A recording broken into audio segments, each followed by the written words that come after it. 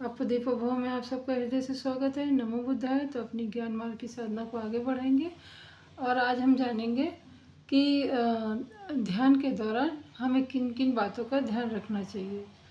तो जैसे कि आप लोग, आशा है कि आप लोग ध्यान कर रहे होंगे।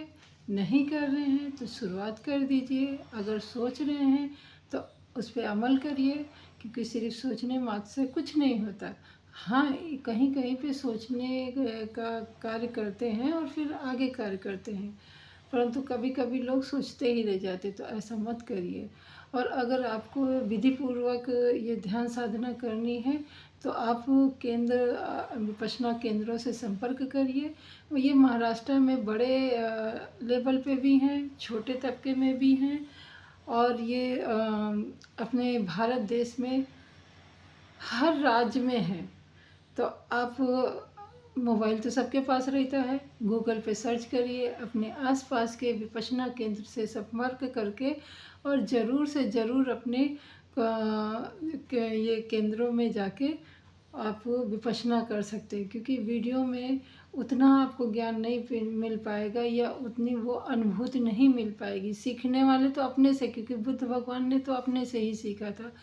परंतु आजकल का जो आधुनिक समय है बिल्कुल इस विपश्यना को भूल चुका है, पर अब जागरूक हो गए हैं पिछले कुछ 60-70 सालों में, तो कर रहे हैं। तो बल्कि ये तो बहुत पहले से भी है, पर इसको नाम नहीं दिया गया।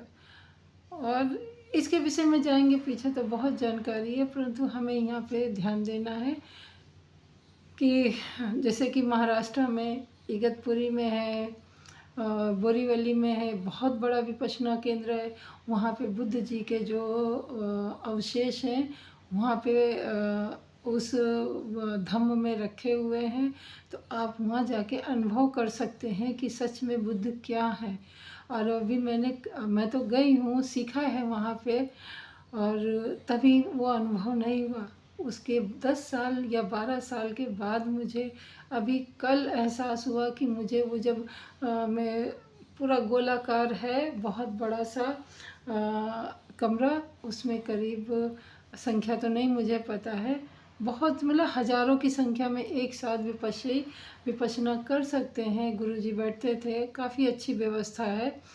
और वो अनुभव मुझे आज हुआ कि वो क्या था।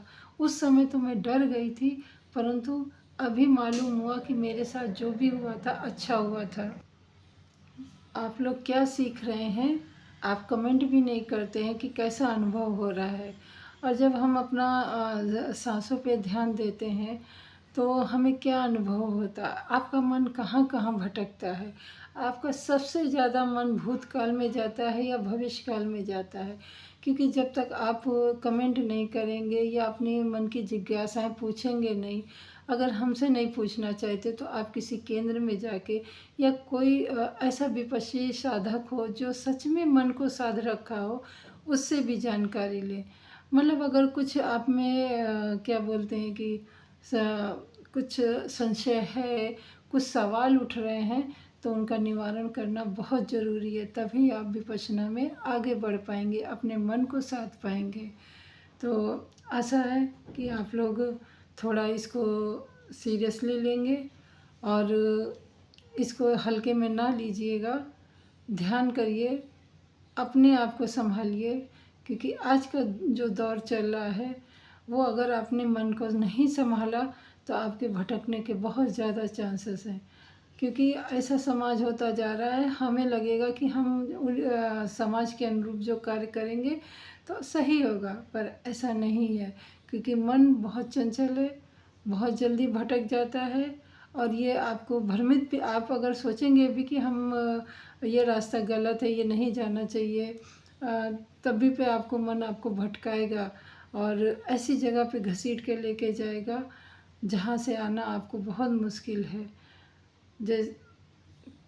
ज़्यादा बात नहीं आज करेंगे, क्योंकि अभी हमने गुरुदेव को सुना है, तो गुरुजी की सारी बातें मेरे मन में मतलब पूरा ऐसे गोल गोल घूम रही हैं कि जो मैं अपनी बात बोलना चाह रही हूँ वो भी नहीं बोल पा रही हूँ। तो कल हम जो गुरुजी से हमने कल सीखा है अभी तो वो है नहीं।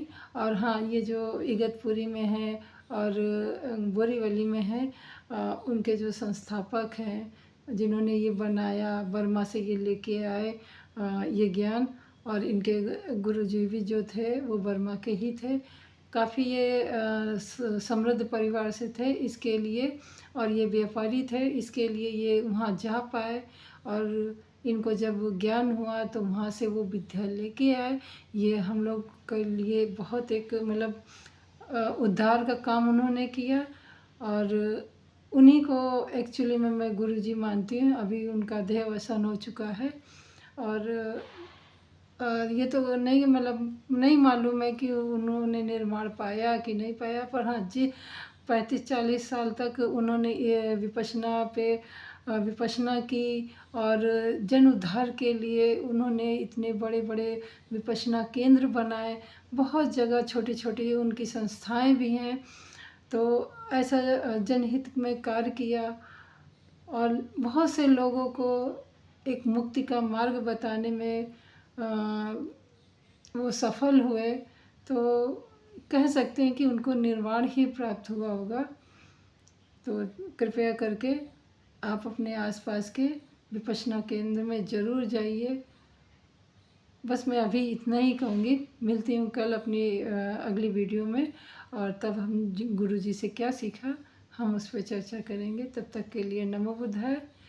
अपना ख्याल रखें, अपने आसपास और समाज का भी ख्याल रखें। आपका भी मंगल हो, पृथ्वी के समस्त प्राणी, सृष्टि के समस्त प्राणीजनों का मंगल हो, सभ्य मंगल हो। नमो बुद्धाय।